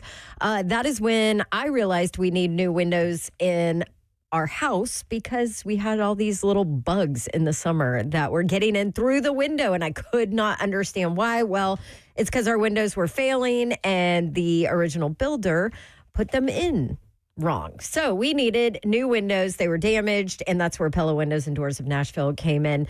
I did all the research for you. I went through like every single window company in this entire area before I decided on Pella Windows and Doors of Nashville, way before they were even a partner here on this station. And so I can tell you that they're the absolute best people, best family, best customer service, all of the things. And they allow me to give you the best price. For March, you get a Dawn deal, and the Dawn deal is 55% off Pella certified labor and 0% APR for 24 months, plus an additional 5% off materials. It's Pellified.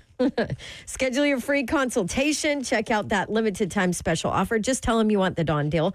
They'll take care of you. It's easy to do online at PellaNashville.com.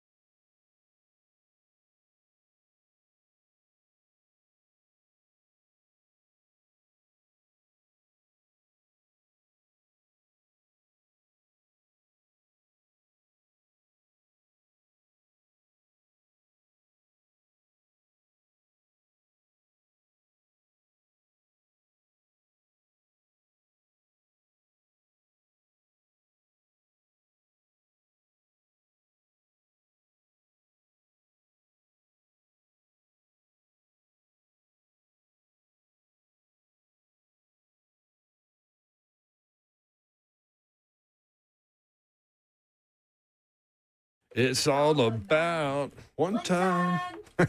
Bev. 3HL 1045 The Zone. Time. It is funny when you watch on Zone TV, you can't hear the music. Oh, yeah. I hate So when that. we do this, it's just us, like a cappella going through Tupac. So appreciate y'all working through that with us. 615-737-1045 if you want to sneak in. Again, we're broadcasting live from Bridgestone Arena tomorrow.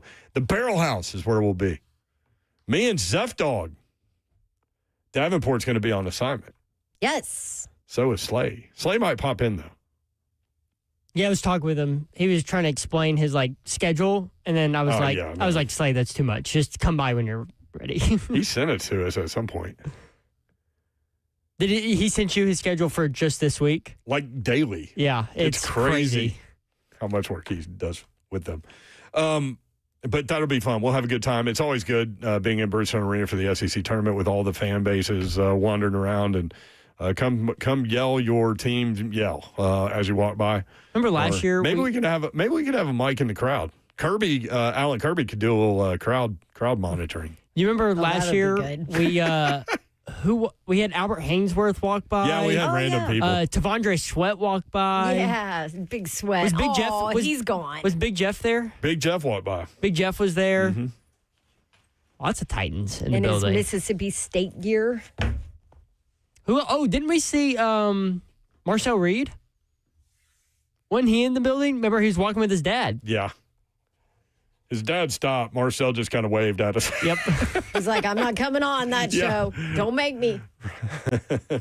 Rod's the best, man. But, Which I'm joking. He's been on with us before. Oh, yeah. We had him on before SEC Media Days because they didn't take him to SEC Media Days, which was weird. so bizarre to me. And he ends up in the Heisman race. And, yeah. But, yeah, all of us have known Rod Reed forever. He's the best. 615 Covering him when he was at TSU. 737-1045. Yeah, I did TSU football games for 2 years. You called the games, didn't you? He was the coach. Were you play-by-play or analyst? Play-by-play. Okay. Oh, I don't need to analyze anything. I don't know. 615-737-1045. Oh, Lord, it's Misty in Bon Aqua. Misty, Hello. what you got going? Hi, Misty. Hi, Babs, you keep being the badass woman that you are. Well, thanks, Misty. You know what you are? You're the sugar honey iced tea. Yes, that's it. I couldn't remember it. You are the sugar honey iced tea. Absolutely. Y'all really need to invest in this horse rub if y'all are aching. I'm telling you, it will work. Really? I think you've told us about this before. The horse rub. The horse rub, yep. It will. Tractor Supply, go get you some. And let me tell you, Zeph, I'm sorry, I love you, but your math is off because you're doing Canadian math. He just shakes his head, Misty. And if Ron Slay was there, we just hosted regions for our district last week. We had this rail for 3 nights in a row. And he come up to the table and called a play or whatever. And I was like, is that a rule? He said, that's my rule, and walked off. Nice. And literally turned around and called the Cauldron Black, did the same thing, but opposite of what he did. And we were just like, and I've never seen, each coach got a technical. They were down to 4 and 4 players. Dang. Oh, my gosh. In playoff basketball. That's unfortunate. It was the championship. Regional championship. Girls and boys. Yikes. Yikes. Yeah. Y'all keep rocking it, and y'all have a wonderful day, guys. Thank you, Misty. You too, Appreciate Misty. you. Thank you. Hendricks in Springfield. Hendricks, what's up?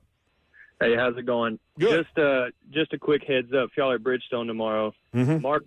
Mark Pope refused to take his shoot around today at Bridgestone because they played earlier in the year and were 16 for 60. So if they come out and throw up a bunch of bricks tomorrow, be ready for that place to get the loudest roar of boos you've ever heard. So I'd probably take some headphones, because if they don't come out and shoot lights out, that fan base is just looking for a reason. Listen, I think they're going to get past LSU, but don't lose that game. Great, Hendricks. Don't lose that game. Well, just be sure and have your headphones and take that in. Because it might be the loudest chorus of boos you've ever heard. So he refused. Thank you, refused shoot around because did they were shoot bad? around somewhere else? Right. Right. He wanted to keep track of the game. He wasn't going to get to shoot around at 11 o'clock, I think, which is actually their game time. So he said to stay on schedule of shooting at 11. If they couldn't practice at 11, he didn't want to shoot around in the morning, which, oh my Lord, you're 16 for 60 last time at Bridgestone Arena, so why would you change anything? Yeah, and I think you probably just need to shoot around, period. Also, I think his team is schizophrenic. I think that's the problem, not what time they shoot around. Well, clearly because of him. Thank you, Hendricks. That's overthinking it, man. That's way overthinking it. That's crazy, not taking shoot around before the tournament. I mean, especially when you're switching to a venue that's not necessarily made for basketball. Give me another example with Mark Pope where we've seen the pressure is getting to him too much. When he went off on the officials and then got fined $25,000. Yep. I mean, he did it off the microphone. That's it. Well, guess what? He didn't get his money. If he would have worth. done it on the microphone, he might have been fined $50. That showed where he was. I mean, $22 million payroll. Yeah. And they're the 8th betting favorite to win the SEC tournament. 8. When's the last time Kentucky was that far down the pecking order? Okay, let me ask you this. Does the Blue Mist make their way here? Oh, yeah, 1,000%. Regardless? Oh, yeah. Okay. Yeah. Now they might not be happy when they leave, but there's no sour apples like we're not going to support. Well, to be fair, Kentucky should beat LSU. They should beat Missouri. Yeah. They should be playing Friday at noon against Florida. Now, that's where it ends, but if they lose Auburn beat Florida once. They did in Gainesville. If they lose to LSU or Missouri, whoa. It's like 5 years ago. It's going to be loud. We need to get Matt Jones on. Yes, you definitely do, especially right now. Hey, can I do people like US Weekly gossip on NFL guy? Hell yeah. You saw Dak Prescott and his fiance called out their wife. I heard Buck talking about this. I knew nothing about this. Oh, he was talking about it? Oh, yeah. God. Am I turning into Buck? It was his. Lord, help me. What does he do when he does a giveaway? The dumbest thing in sports or dumbest thing in sports. But I didn't know it. I didn't know that story. Yeah. Dak Prescott caught cheating on his fiance. They were supposed to get married next month. And he didn't say that part of it. Yeah. He just said they called the wedding off, and it's a destination wedding, so they felt bad about having to call off a destination wedding. To which Lucas said he's having a destination wedding. Oh, is Lucas going to call his off? No, I'm kidding. But anyway, well, they have 2 kids together. They have like a 9-year-old and a 2-year-old, maybe. I don't know what the age is, but like they've been together forever. They have 2 kids together. Freaking cheating a month before his wedding. Come on, Dak. That's a terrible look. 3HL bingo card. Did Brinker do that? I don't even remember what you were talking about. I do. That was with the extension of Amani Hooker. Amani Hooker extension. I said, was that a Brinker deal? Yeah. Because it was very poorly timed because he did not live up to that extension at all. Oh, there's one thing I said I was going to do, and I have not done yet. Hang on. It's coming. Look out. Here it comes. Maybe. There it is. Highest pressure rates from defensive tackles in 2025. Number 1 was Milton Williams with the Patriots, 12.4% pressure rate. Number 2, Big Jeff, 12% pressure rate. Number 3, Quinnen Williams, Cowboys, 11.9. Number 4, John Franklin Myers, Broncos, 11.8%. So the Titans will have 2 of the top 4. 2 of the top 4. Both defensive tackles will be in the top 4 pressure rates from last year. That from Two-Tone Blue Nation. From Nate Tice, this is another good one. There were 8 defensive tackles to record a pressure rate of at least 10% and a stop rate of at least 5% in 2025. 2 of them were Big Jeff and John Franklin Myers. Man, if they can get... Those are some studs up front next year, y'all. If they can get another edge, watch out for that pass rush. Jermaine Johnson, 2 years off the Achilles, too. Let's hope.